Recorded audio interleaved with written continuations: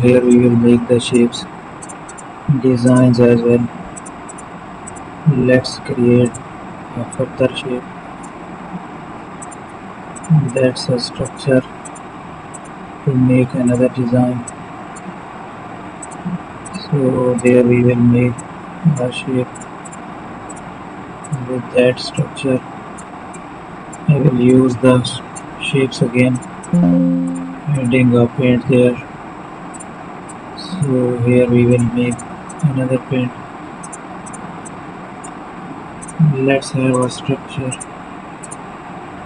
to use it. I will use that pattern stem into the selected area.